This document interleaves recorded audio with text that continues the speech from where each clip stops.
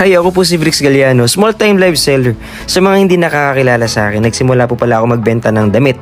Tapos, para mas makaakit ng customer, lumabas po ako ng bahay namin, tapos nagbenta po ako sa EDSA, nagpunta ako sa Quezon Ave, nagbenta-benta rin ako dun.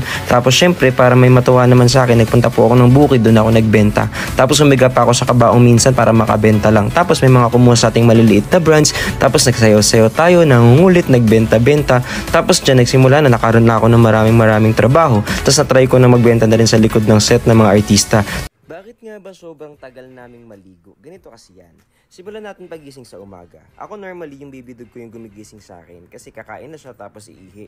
Tapos ako naman maliligo na ako kasi doon na mag-start yung araw ko. By the way pala, kapag maliligo ako, may ritual ako lagi kapag nagsi-CR. Ugali ko nang manood ng mga environmental videos tsaka motivational videos bago ako mag-start maligo. Tapos naka-play lang sila habang naliligo ako para at least natututo ko. Tapos nakaka 12-hour fresh deodorant soap na rin siya with flaxseed oil. It washes away bacteria, so sobrang ganda yung ginagamit para sa ating mga lalaki. Tapos kung gusto naman ninyo nang tanggal talaga siya ng dandruff, kapag gusto mo yun, nasa yellow basket. Yun lang, bye-bye!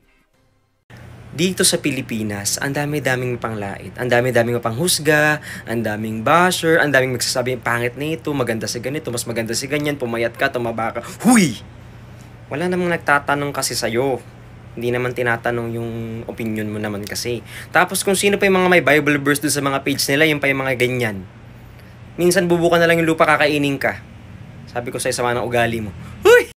Akala ko kapag ginamit ko yung filter na to, magiging kamukha ko si Mayor. Bakit nung ginamit ko to, kamukha ko si Aling Mirna? Oh. Game. Anong laro? Maglalaro tayo, palakihan tayo ng ano, yung gano'n ng bibig, yung palakihan ng ano ng mukha dito. Okay. Pagbilang ko ng 3, ilolobo nyo yung pinakamalaki. Okay. 1, 2, wala pa. Wala. Mamaya. Pagka-3 pa. 3 pa nga, di ba? Oo. After 3, no? After 3. Okay. 1, wala pa. Hindi ko pa naman ginagawa. Kulit dito. Game. Lalaro sa 3 pa. 1, 2, 3, game. Okay. 1. Kulit. Ano agad ng business? Pagkinan nyo, normal nyo! Hindi pa ako nagkakaroon!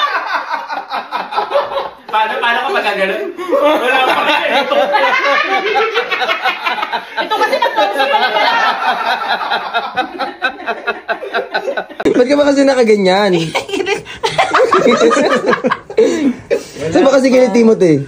Sa leeg nga. Isa. Wala pa. Lalapit lang tayo.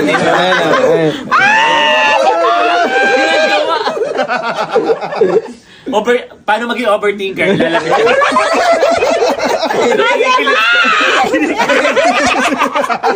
Wala, hindi pa sa hinahawakan. Overthinker.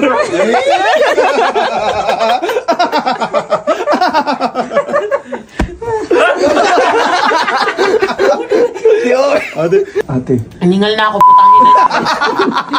Naghihintay ka ba ng sign para mag-workout ka na? Well, ito na yun. Kasi meron akong great addition sa workout ko.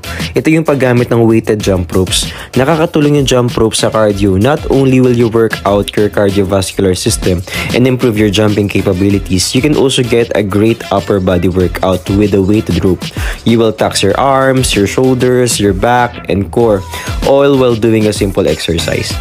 Well, one of the biggest differences between regular jump ropes and weighted jump ropes is how much sustain is placed on the shoulder. When controlled properly, you can get great shoulder size and definition from a weighted rope. Tapos adjustable din pala tong jump rope na to. So sobrang ganda siya, tapos sobrang tibay din yan. Eto pa, 10 minutes of jump rope is equivalent to 30 minutes of running. At the same time, naaayos mo yung shoulders mo, yung back mo, yung core mo at the same time. So it's best to include the weighted jump rope to your cardio workout. See you, ingat ka lagi, bye-bye! Yan lang. Nagising ako guys, tapos meron nag-message sa akin. Meron daw bagong dumating na isang malaking karton nung iniinom ko. Pakita ko sa inyo, wait lang. Mag-hi muna kayo sa bibi ko. Hi!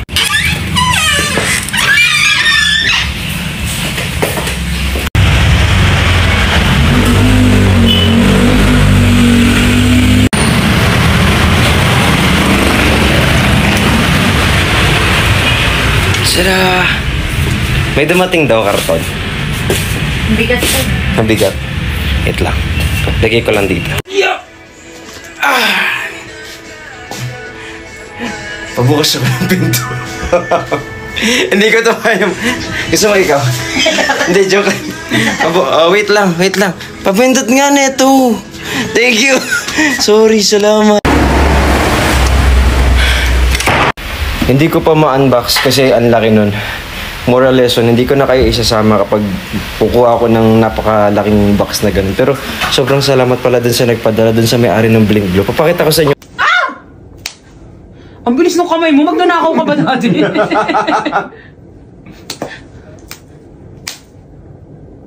Oh, yan. Turn ko na? Oo. Okay.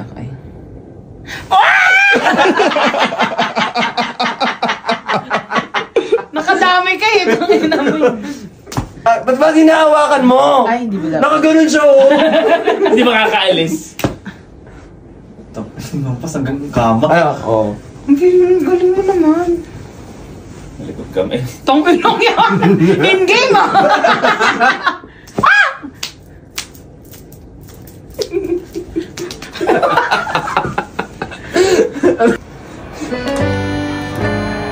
Paano ako ganyan?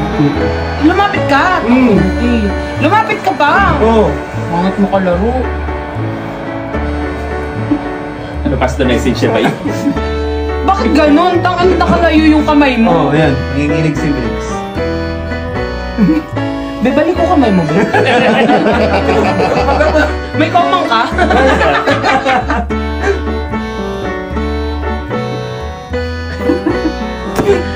Ano kita?